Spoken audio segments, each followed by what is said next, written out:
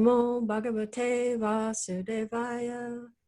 Om Namo Bhagavate Vasudevaya. Om Namo Bhagavate Vasudevaya. Haribol, everyone, and welcome to another episode of Simple Living, High Thinking. I'm joined by Tadeo Souza, and Vrangi Radha could not make it today, so we miss her, but we will carry on. Let's see, last night's class of July 10th was on Bhagavad Gita chapter 4. So we finished chapter 3 last week and we started on to chapter 4. And I thought it was so interesting how Tukaram Prabhu started out the class. Why don't we go ahead and read the text first? Do you want to go ahead and read them, Tadeo? Sure. So this is beginning of the 4th chapter. So 4:1, the text reads, "The personality of Godhead, Lord Shri Krishna said, I instructed this imperishable science of yoga to the sun god, Vivasvān. And Vivasvān instructed it to Manu, the father of mankind. And Manu instructed it to Ishvaku. This supreme science was thus received through the chain of disciplic succession, and the saintly kings understood it in that way. But in course of time, the succession was broken, and therefore the science as it is appears to be lost." Text 3. "That very ancient science of the relationship with the Supreme is today told by me to you because you are my devotee as well as my friend, and can therefore understand the transcendental mystery of this science." Text 4. Arjuna said, "The sun god Vivasvān is senior by birth to you. How am I to understand that in the beginning you instructed the science to him?" Text 5. "The personality of God had said, many, many births both you and I have passed. I can remember all of them, but you cannot, a subduer of the enemy." And that is where we finished. Yeah, and I loved the class on Friday because Tukaram Prabhu went right into the setting up a problem that we have here. And that is particularly from text 5 that you just read, where Krishna says, many, many births, both you and I have passed. I can remember all of them, but you cannot. And throughout these texts, he's basically starting to expose or explain that he is God. And so Tukaram Prabhu was highlighting the issue of, okay, up until this point, he's been a guru or a teacher to Arjuna, and now he's starting to say things that imply that he is God. And what if we were to be talking to someone at a bus stop and that person all of a sudden started saying to us, well, I've been speaking eternal wisdom since the dawn of creation, and telling us essentially that they were God, what would we think of them? And the answer would be that we think they were crazy. So what is to give Krishna license to all of a sudden make that switch and start claiming that he is God? And why do we excuse that? Why do we not apply the same principles of logic and reason that, oh, this person's all of a sudden making these grand, bold statements? So I thought that was a great problem that we worked through in class, talking about the existence of God, talking about the legitimacy of the Bhagavad Gita. Why do we consider it a sacred text? And so that's kind of how he set up the class, which was really brilliant. So what did you think? Yes, it was fantastic for the reasons that you just highlighted. And I thought we would first talk about the texts themselves and bring out some of the teachings of these texts, and then elaborate on Tukaram's problems and solutions. So the text number 1, when Krishna is, just to recap the text, right? Krishna is essentially telling to Arjuna that he taught this imperishable science. The imperishable science that Krishna refers to here is essentially the teachings of chapter 2 and 3, right? So an extremely high-level summary of chapter 2 is that there's a difference between matter and spirit, and we are spirit, not matter. Therefore, we are not the body, we are the spiritual soul. With that knowledge, we should act and not be attached to the results. So again, we've done summaries quite a few times in previous episodes. So this is a very high level summary just to bring context to this.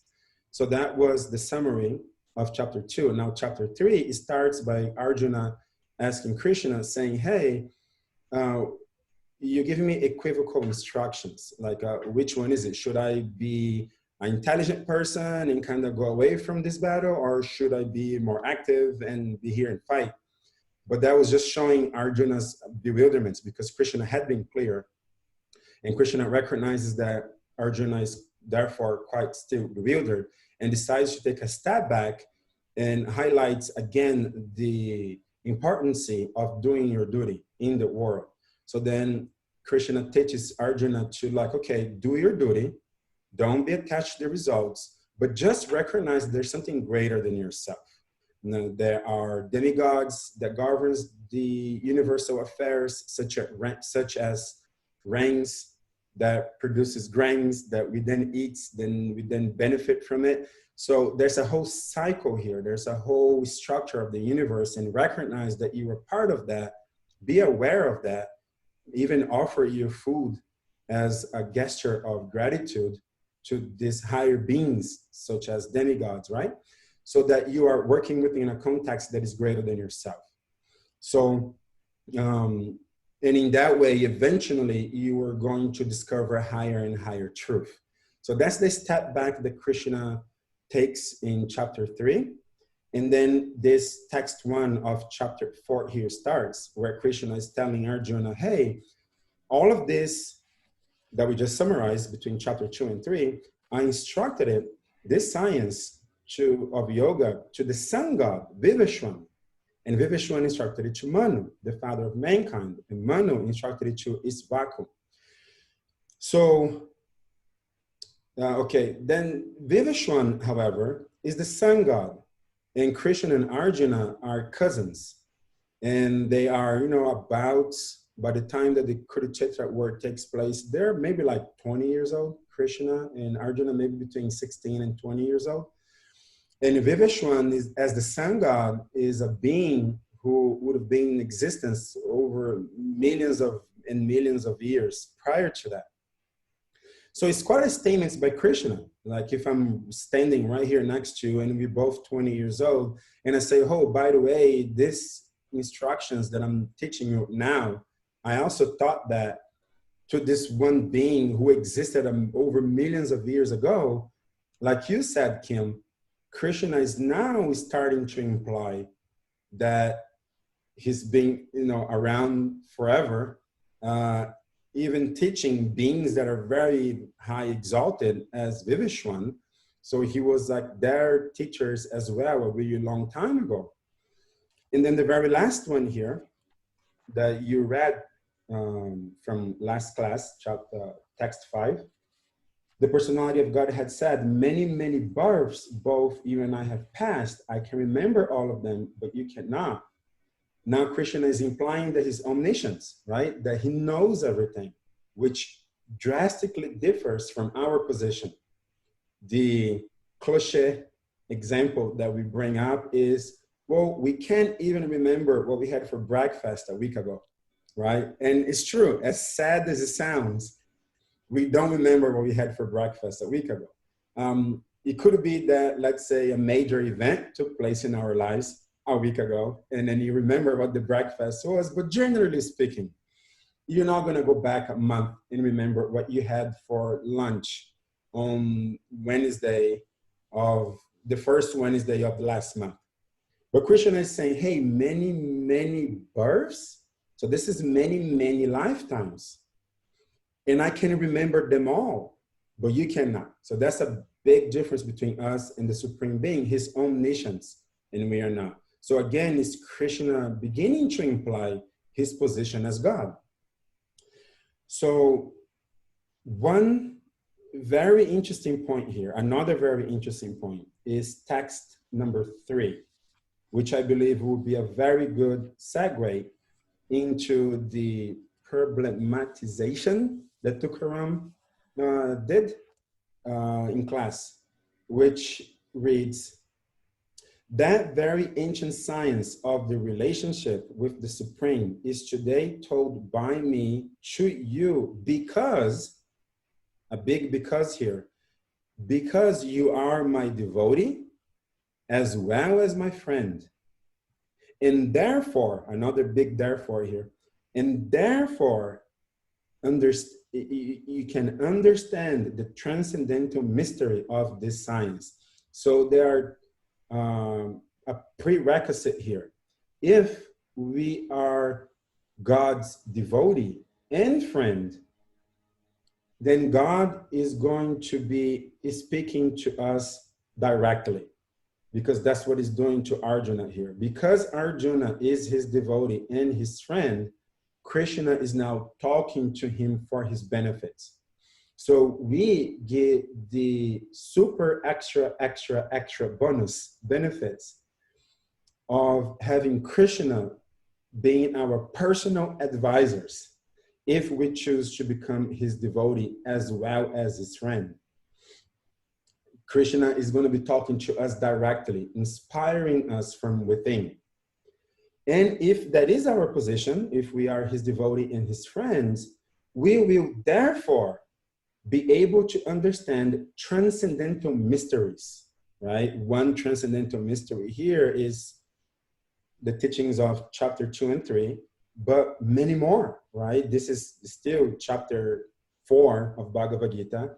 There are 18 chapters total in Gita, and there's entire Srimad Bhagavatam, Chaitanya Charitamrita, and so many other scriptures within our Vaishnava path that are full of transcendental mysteries. So this statement by Krishna here is not limited to chapter 2 and 3 of Bhagavad Gita, but is an absolute statement that if we are God's devotees and friends, we will therefore be able to understand transcendental mysteries. And there are many of them. Is it because of our brain structure that is going to change if we become Krishna's friends and devotees? Is the neurons in our brains going to be developed in a special way, and therefore we're going to have the intelligence ourselves that allows us to understand these transcendental mysteries? No, it's not. It is that Krishna himself, being all-powerful and therefore being able to do anything he wishes, will be merciful to us and give us that intelligence by which we are able to understand transcendental mysteries that are very beneficial for us. So I thought it was worthwhile bringing that up because it does speak to the type of relationship that we have with God. We've been saying in previous episodes that God is a person and that we should love him, and that it is a loving relationship that we are striving for. And this paints a picture, a part of a picture of what that relationship looks like. So here we are, very finite, very unintelligent human beings with access to an infinite and omniscient being. And that being is so merciful and cares about us to such an extent that he is going to speak with us directly and give us intelligence directly. Let's say we had Barack Obama, the president of the United States, and he will come directly and speak to us. Like, what a privilege that would be. Such an important being is going to make time out of his busy schedule and out of his affairs and come and consult with us personally and give us so much of the intelligence that he has. Like, that would be phenomenal. We should be excited for something like that. Now we're talking about God, the supreme person. So what a wonderful relationship this is. How much do we have to gain from this? We can have the direct counsel of the supreme person if we choose, by using our free will, to sincerely become his devotee, his friend. So I thought it was a very nice glance into what that relationship is like. What are your thoughts on that, Kim? Yeah, I remember when Tukram first explained the difference between a personal God and impersonalism. And when you really think about God being a person, there's just so much that opens up the mind, where love is so fluid, that relationship is so fluid, where God can actually get hurt or God can get sad if we reject him, or God can grow from our love. It's really a mind-blowing concept, and it really, for me, it was very motivational to think that, oh, this is not just some impersonal energy like the universe. It's an individual consciousness that cares about me and has all the power in the world to help me and wants to help me. And particularly when it comes to learning, I have a great interest in philosophy, but my memory isn't that great. I'm aging rapidly, and I love this verse because it establishes that, hey, if you're devoted to God, you want a relationship with him, you want to seek knowledge, by his grace, he's going to allow me to learn certain concepts and be able to remember them and what's important. And that's been my experience thus far too, as far as all of these classes with Tukram is, yeah, is feeling that love and that support and that increase in knowledge. And one of his qualities, Krishna, that is that he is the most perfect reciprocator, right? He's perfect in himself, but one of his predominant qualities is that he reciprocates. And this is him reciprocating with us, right? Giving us understanding by which we can achieve the ultimate goal of life. Is such a merciful and beautiful act.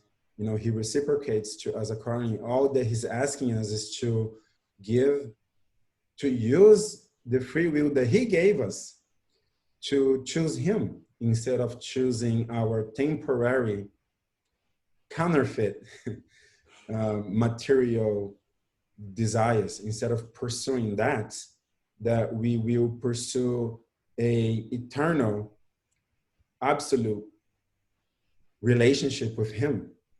And that if we do use our free will to pursue that, then he reciprocate with us in so many different ways. And again, this is one of them, right? For him to then reciprocate with us to the extent that he will personally advise us from within, and that he will personally give us the understanding by which our minds will be able, and intelligence will be able to comprehend extremely exoteric mysteries. Is such a benefit. What a viable relationship that would be. Again, not that we are into a business transaction with God. Okay, God, I'll be your devotee and I'll be your friend. And in return, you're going to give me intelligence, right? That's not the attitude. That's not the goal. That's not what we want. We just want to serve him and love him, and that's it. And as a side effect, as a secondary benefit, primary benefit here is that we love him and he loves us back. But this, as a secondary or perhaps even tertiary benefit, is that due to his merciful nature, he is going to be giving us so much knowledge and expand our freedom to an extent that we can't even fathom. Freedom to touch millions and millions of lives, as Srila Prabhupada did, and instruct them and better their lives, you know, to ourselves and others, all the way back to our eternal spiritual existence in Goloka Vrindavan with Krishna. So I can't conceive of any higher prize than that, you know. So it's a very interesting personal relationship. yeah. Yeah, and along the lines of that, giving us brains and logic and senses and sensibilities to be able to understand him, it makes sense that to understand God would involve logic. And I grew up in a tradition where it was a lot of blind faith when I had all of my questions, and it was always, the response was always either you don't have enough faith and you're a bad Christian, or it's just God's will, and that's it. So I really appreciate this tradition because it's a very sound philosophy, and that kind of leads us into the whole problem that Tukram Prabhu pointed out in the beginning is, okay, how do you approach this question? If someone on the street says to you, oh, why do you think Krishna is God? Or why do you even believe in God? What's this Bhagavad Gita? Why do you think that it was divinely inspired? And how would you like to begin to unpack that? Yes, great. Let's get into that. So the problem is, right? So Krishna is telling Arjuna, hey, I'm telling you this now, but millions and millions of years ago, I told this other person as well. So what if we are at a bus stop, right? Somewhere in public, and some random person approaches us and they tell us, hey, you know, I got the secret that I'm going to teach you, and you're lucky. This is your lucky day, because I thought this same thing to George Washington. And that's what gave him the intelligence to become such a predominant figure in American history. I taught George Washington that, and then now I'm going to teach you. What do you do with that? Do you run away from the person? Do you check to see if the person is going to pose any danger to everybody else around? And if so, you try to mitigate that first and call the cops, and then you get out of there? Or do you say, oh, please, I knew that I was a chosen one, and that at some point you were going to give me this imperishable knowledge, and today is the day. So yes, it is our fate to meet. So please teach me, tell me, what is it? And then the person teaches you, and then you become that person's devotee, right? And you follow them, and they are just leading you into committing mass suicide or some kind of religious war, you know? So it can be very dangerous. Like, how do we know that these claims that are being made by Krishna is believable to begin with? Or furthermore, why should we believe Krishna? What is the difference between Krishna and such a person at the bus stop? They're making the same statements. Why do we not believe that person, and why do we believe Krishna? So that was the problem that Tukaram elaborated on. And I think this is very exciting, because it's not limited to just this one problem. We can even expand it and say, well, how do I know that God exists? Why spend any effort of my life pursuing spiritual truth? It is so fantastic. It is so metaphysical. It can be so abstract, something that it supposedly exists outside of the realm of matter. Like, why should we believe that to begin with? And therefore that Krishna is that God, right? So that's the problem. To address that problem, as per Tukaram's teachings to us, which I can't conceive of a better way of approaching this problem, is we will divide in two parts. Number one, are we talking to somebody who is an atheist, somebody who does not believe in the existence of God? Or are we talking to somebody who is asking us, well, why is Krishna God? Let's say that person does accept God. Maybe that person is from another religious tradition and calls God Jehovah, Yahweh, or Buddha, right? But why Krishna? Why is particularly Krishna God? But that person does have a theistic background where they are comfortable and accept the idea of God existing, right? So we can dichotomize there. But let's start with the person who does not believe in God at all. The person is an atheistic person. And the first step is what we call natural theology. Natural theology says that we are going to use our natural faculties in order to prove the existence of supernatural phenomena, in this case, God.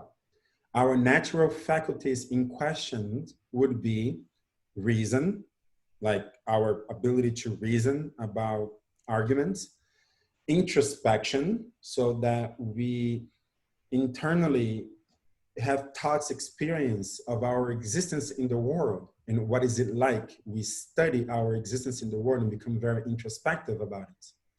And third, sense perception, the phenomena that our senses are able to detect in the material world. So we use these three faculties to then lead us into an acceptance of a being such as God existing. And it would take shape like this. Again, before I proceed, let me make another point here. Natural theology is a huge concept. It's a concept that's been around for thousands of years. In fact, one of the earliest form of natural theology is given by Plato. And Plato, as we know, existed 500 years before Jesus Christ. So this is around 2,500 years ago is the first accounts of natural theology, one of the first accounts of natural theology. And between then and now, there has been many prominent theologians, St. Thomas Aquinas, some philosophers such as Immanuel Kant, C.S. Lewis, who have elaborated on this natural theology tremendously. So it is definitely beyond the scope of our podcast today to give a definitive explanation of what natural theology is, but a high-level summary of it would take place similar to this. Number one, consciousness exists, right? That's a premise. Consciousness exists, and it is self-evident. If you are wondering whether or not consciousness exists, that wonder is itself the proof that consciousness exists. Because if you were not conscious, guess what you would not be able to do? You would not be able to doubt whether or not consciousness exists. You must be conscious in order to doubt whether or not you're conscious. If you are not conscious, you would not be doubting whether or not you are conscious. So consciousness does exist because of that fact, because you're asking yourself, am I conscious? And therefore, you are. So consciousness exists. That's, let's say, step number one. Yeah, and it can only exist in the first person. So I don't know what your consciousness is like, and you don't know what mine is like. So consciousness can't be proven, but we know it can only exist in the first person.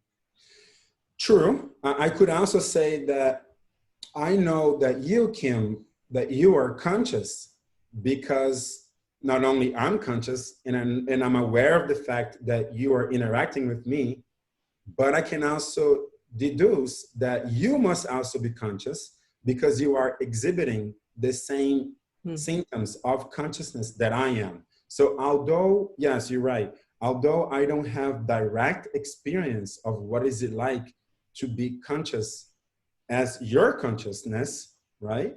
I can, to a certain extent, be convinced that you also are a conscious being because you are interacting with me, and that would necessitate that you also be conscious. And you are exhibiting much of the same symptoms of consciousness that I have.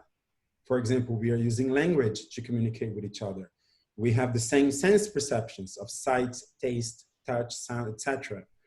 And of your memory, your intelligence. It really seems like being conscious from your point of view is quite similar to being consciousness from my personal experience. Although you're right, I can not really know exactly what is it like to be conscious on your body.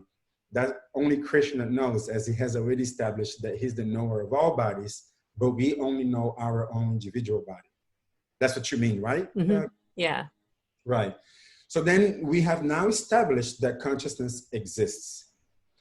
Now, something else we know about consciousness is that it is not material, because we cannot measure it in terms of its weight or its color.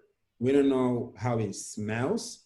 There's no scientific proof of consciousness existing except us having an experience of being conscious and therefore being able to question whether or not I'm conscious. But there isn't a measurement of consciousness that is verifiable by any material means. In fact, atheist scientists would respond to this problem that they don't know what consciousness is by saying, oh, just give us time. Because we constantly evolve. Our scientific means and methods are constantly getting better. And in time, we are going to be able to explain what is consciousness and have a much bigger grasp on what consciousness is, even though we have no idea what it is now.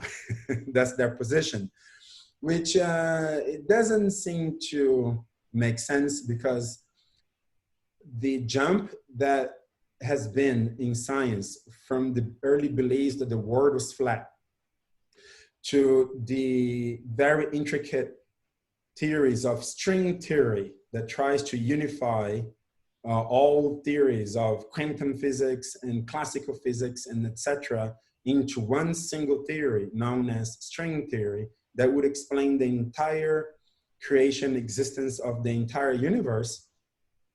The jump from the world is flat to this string theories is pretty big. And it took quite some time for us to get here. And for us to say that we still have no clue whatsoever what consciousness is, would to me imply that we need to make at least as big of a jump. Again, going from the planet is flat to string theory, but now our starting point is string theory, and make at least as big of a jump as we have made in our scientific understanding of things to be able to understand what consciousness is, because what is to say how much closer we got? We still have no clue. For all we know, we could be as far as we were before. We have no clue what consciousness is, not even the slightest clue. So we are therefore stating that consciousness is not material, because there's no material means to verify it. So it is spiritual, or let's say metaphysical, transcendental to matter. All right, so that's consciousness. Now, point number 2 in this natural theology argument is that everything must come from something. It would be illogical for us, certainly outside of our experience, outside of our existence. All the experiences that we have had in our existence here points to the fact that everything came from something. Everything we have, whether it is an object or whether it is a person, every person you know came from their mother and their father, and their mother and their father came from their grandmothers and grandfathers. And every object came from, wood, metal, etc. Made plastic, made out of things. Things come from some source. It would be illogical for us to say that any one object or any one person came from nothing. We can't postulate that. It is illogical. So everything must come from something. So now we can apply this premise of point number 2 to premise number 1 and say, therefore, our consciousness, which we are, as per premise number 1, must come from something as well. Our consciousness, my individual consciousness, and your individual consciousness must have come from something. Now, another point is, we cannot give what we don't have. So in order for you to give something, you must also have that something, because otherwise you cannot give. So as you can see here, we're only using our natural faculties. We're only using reason here. We are not talking about scriptures. We are not talking about the Bhagavad Gita. We're only using logic and reason. And we are able to establish these premises that we will arrive at a conclusion, right? So in order for you to give something, you must have that something yourself. Otherwise, you would be illogical. How can you give what you don't have? Now, we can therefore say that something that our consciousness came from must therefore be conscious as well, because otherwise, how could we come from something that didn't have consciousness and then ourselves have consciousness? Being that consciousness doesn't come from the interaction of chemicals. It is independent from the interaction of chemicals in our brain.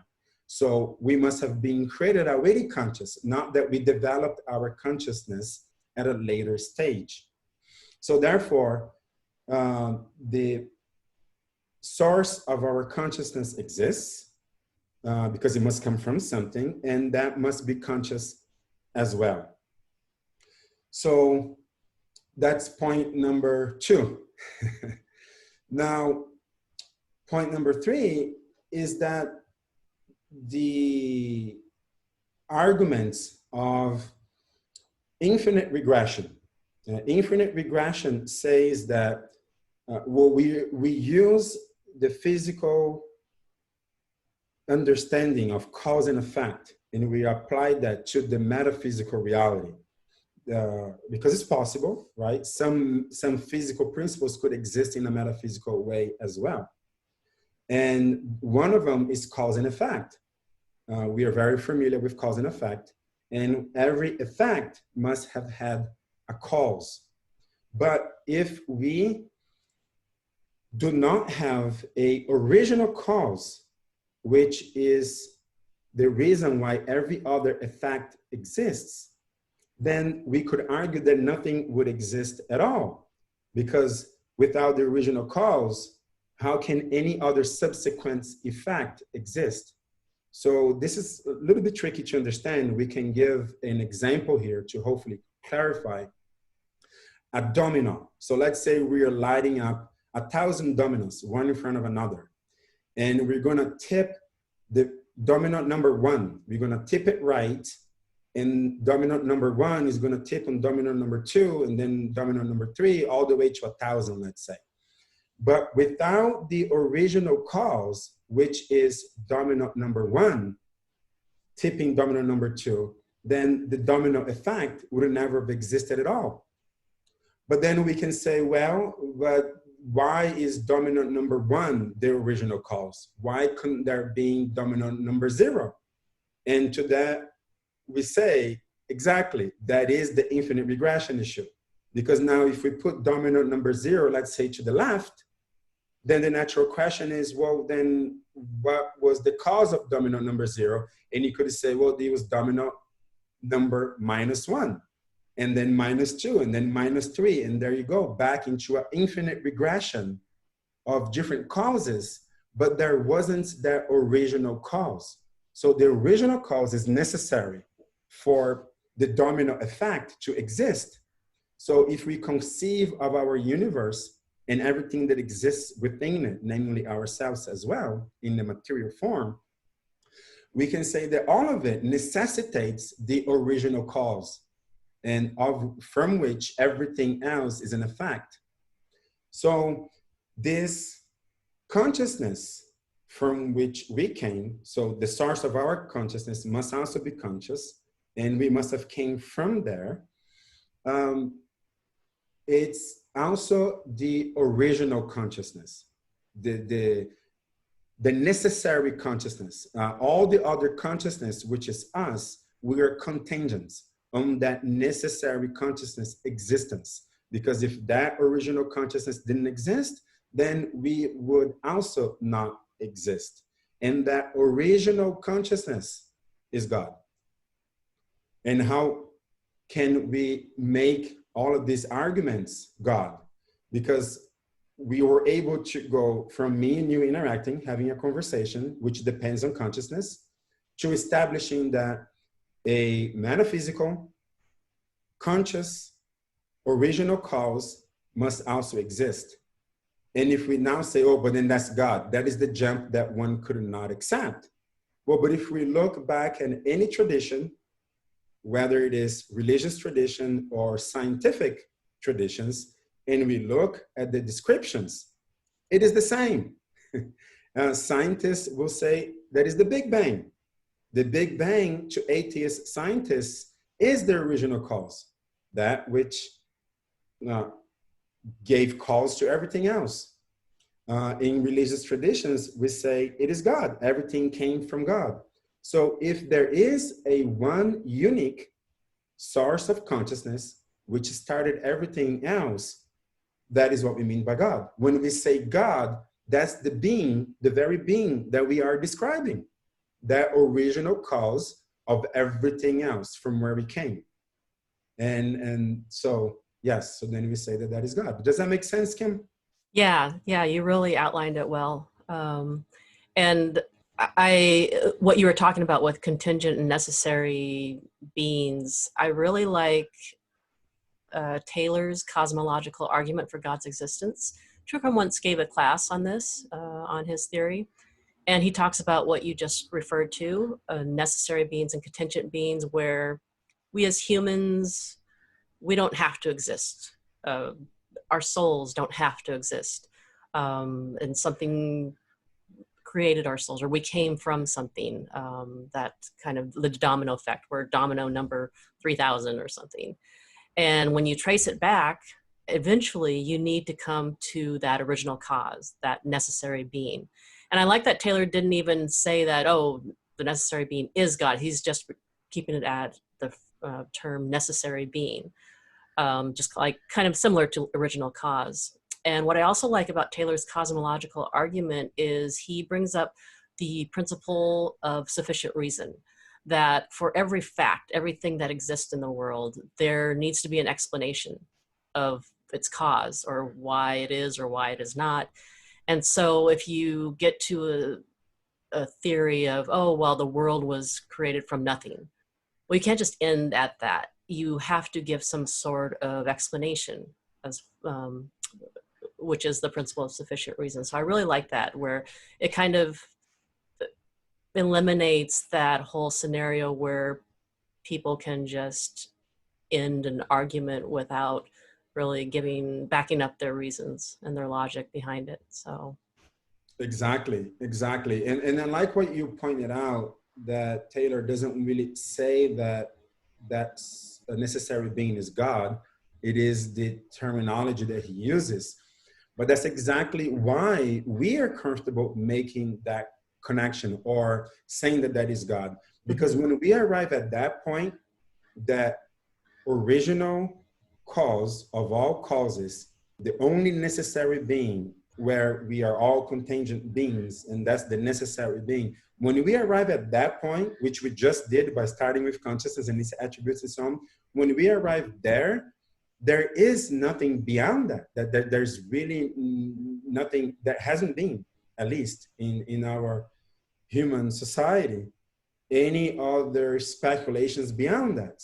When you arrive at that being, we can leave it nameless.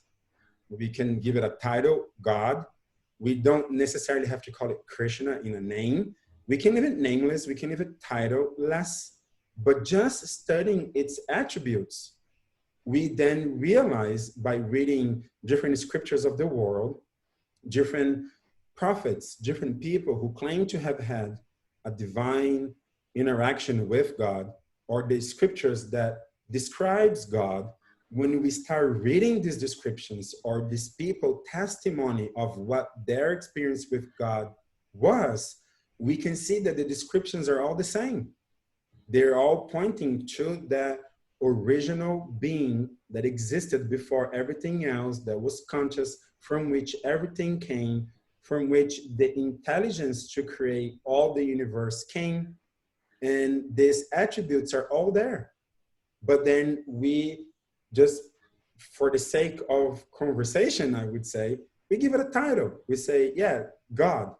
But now in our Vaishnava tradition, we go beyond the title, because we are very interested in a personal relationship. And we say, that's Krishna. And then we give him a name, as opposed to saying, oh, this is Mr. President. Well, he may be Mr. President at the office, but when he comes home, he's just daddy, or Barack for his close friends, right? So yeah, we give it a title and a name, but the descriptions, the attributes, the metaphysical mysteries, the powers, all the esoteric principles that are assigned to the original cause, to the necessary being, to whatever it is that we are calling it, is the same attributes and powers and esoteric principles that are assigned to God, that we call Krishna. Does that make sense? Yeah, definitely. Yeah, so now all of this is our response to someone who doesn't even believe in God, right? That's the natural theology explanation, natural theology explanation for someone who doesn't even believe in God. So then we are starting a consciousness, which is an undeniable fact, self-sufficient fact that cannot be denied. And then we work our way up by using reason, introspection, and sense perception to the existence of the original conscious being, and that is God, right?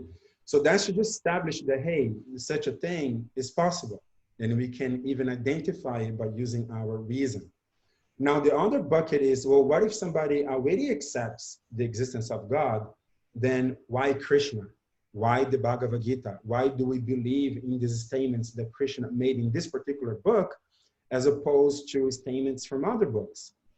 To that, we respond by saying that let's do our math. Let's approach it. Let's show how we are arriving at 4. We got 2 plus 2, we give 4. That's what I mean by let's show our math. Let's study our theology. Let's study our scripture. And let's continue to subject our scriptures and our theology to the same scrutiny of our reasonable faculties. And let's see how much reasonable, cohesive, complete, logical theology is presented in our books.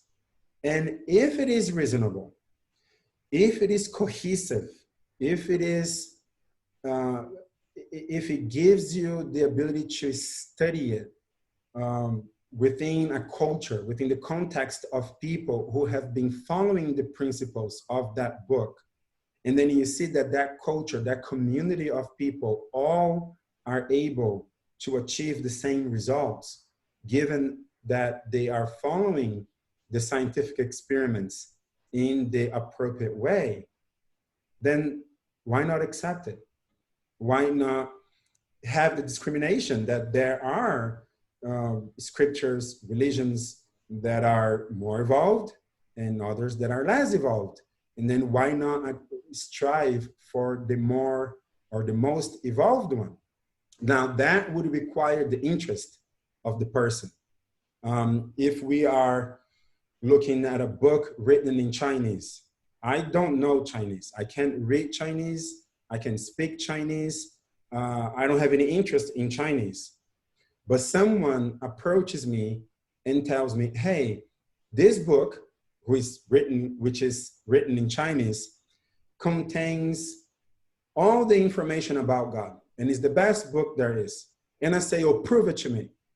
Prove it to me. And then the person will say, well, you need to know Chinese because you need to at least understand what I say to you, because I'm going to talk to you in Chinese. As per this book, you're going to have to read it and you're going to have to follow its principles and you're going to have to understand it. Now it is up to me to qualify myself and learn Chinese and understand it and then follow its principles. So similarly, let's analyze it. Let's study it. Let's give a rational approach to the Bhagavad Gita and see if it would intrigue me enough to conduct its experiments, to conduct the laboratory test that Krishna is inviting us to participate in. And if you have that interested, again, I was pointing to the community.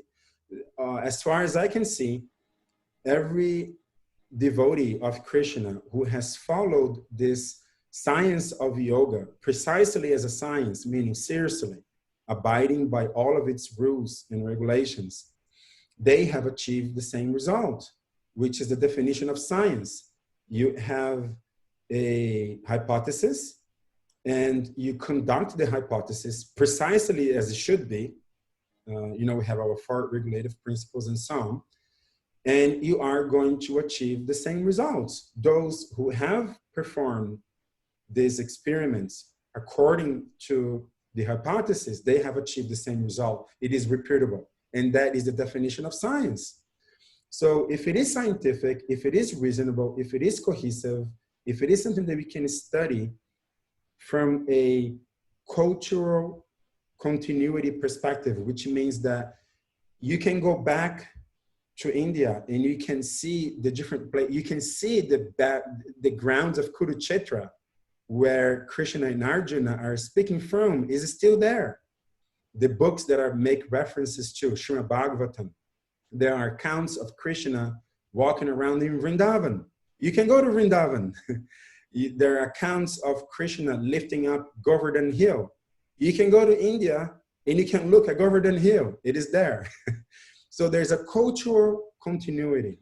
There is a scientific approach. There is a cohesive theology. There's a cohesive philosophy, incomplete. There are people who have followed it precisely, and they have repeatedly achieved the same results. So why wouldn't one be interested in it? You know, so then why Krishna? Well, because he's a reasonable, personal, complete, cohesive, subject to the scrutiny of science and philosophy and psychology and theology, subject to all of that. So therefore we accept him. So that's why we chose Bhagavad Gita, because through the scrutiny of its study, it came up as the most reasonable one. And I'm not just going to leave that argument hanging. I'm going to go in there and defend it a little bit. Kim, as you know, you and I both have the same religious background. We both came from Catholicism, from Catholic traditions. Oh, I was actually Protestant, but oh, I'm sorry, but very similar. Varangi was Catholic, yeah. That's right. But let's say Christian background. Mm-hmm. And in the Catholic denomination, there is the concept of an eternal hell, that you can go to hell forever. Well, let's again use natural theology here and do a thought experiments.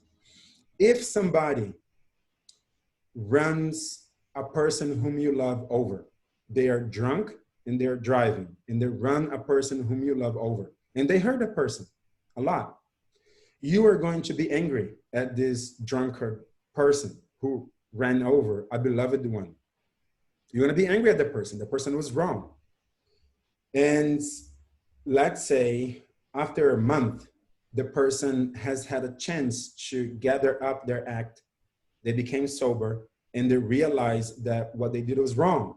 And they approach you and they say, Kim, I'm very sorry to have hurt the person you love. Please forgive me. A month later, you may not be able to forgive that person yet because our anger is still very fresh. But let's say another 2 months passes. So now it's been 3 months since the accidents. That person is still sober. The person who ran over your beloved one, still sober, still repenting. And it seems to be very sincere. The person seems to be very sincere and approaches you again and say, Kim, I am again asking you for your forgiveness. I'm very sorry that I was drunk and that I hurt that person you love. Let's say you're still not ready to forgive that person. But let's say a year passes. Let's say 2 years passes. Let's say 5 years now has gone by. And the person has never again become intoxicated. The person has never again committed gross wrong deeds. And the person has consistently reached out to you, offered their service in the help of your beloveds, right? That the person is there to help you in the process of, let's say, some physical therapy. The person is saying, hey, I will take your beloved to physical therapy and back. I will feed them. I will watch over them. Please forgive me. I'm sincerely sorry. And it's been 5 years now. Your heart is going to start to change.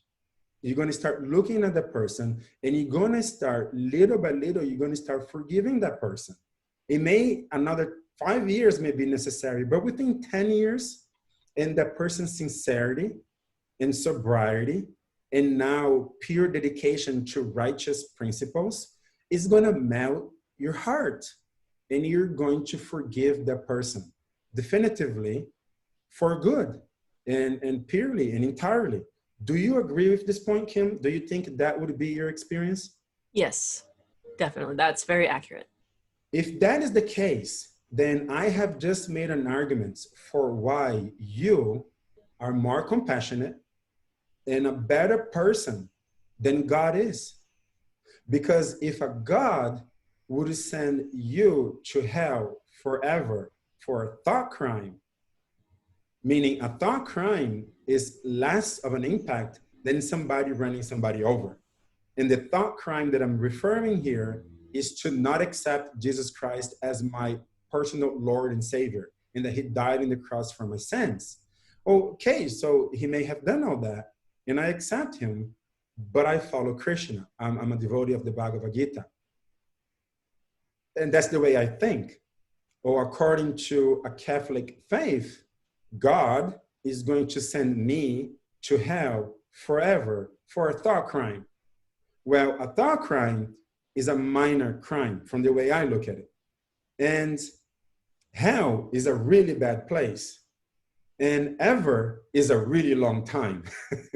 And that God would never forgive me for my thought crime, and he would place me in hell, which is a really bad place, forever. And you would have forgiven the person who ran somebody over, which is much worse than a thought crime, within 5 years, which is a much shorter time than ever.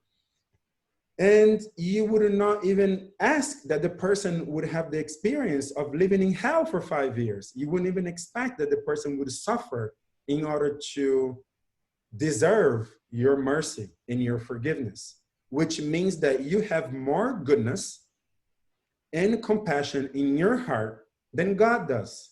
And as per our previous conversation, if you have goodness and mercy in your heart, it came from God's heart. That's where your compassion and your mercy and your ability to forgive, that's where that comes from. It comes from the original consciousness, which is God.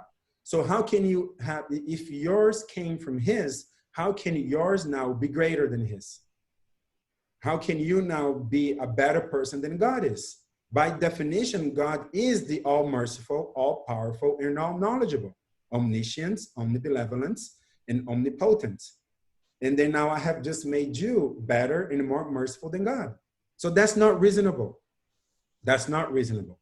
But when we study Bhagavad Gita, we don't see this unreasonable God that would send me to hell forever for a thought crime.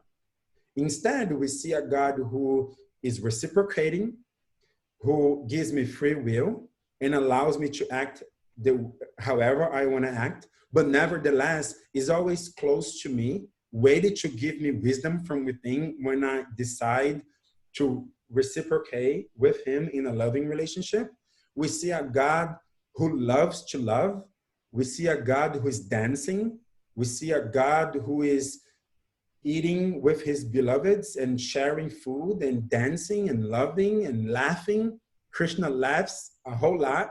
He's a prankster. He's playing pranks on people, making people laugh. And he is reasonable. So that's why we choose Bhagavad Gita, and that's why we present Bhagavad Gita, because of our conclusions given our study of it. Yeah.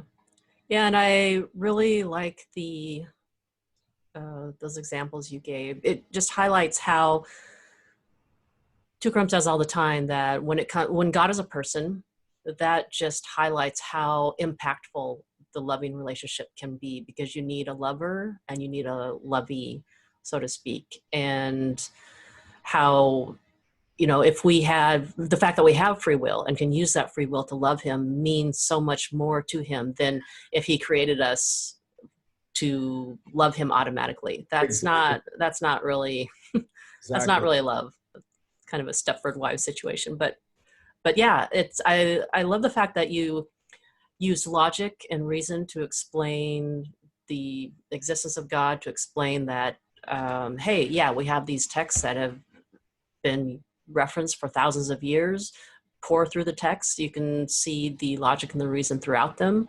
And what is it? Hinduism is the oldest continuously practiced religion in the world. That is correct. Yeah. There's possibly other religions that are older than Hinduism, not by a lot, but slightly older, but they have vanished. Nobody practices them anymore.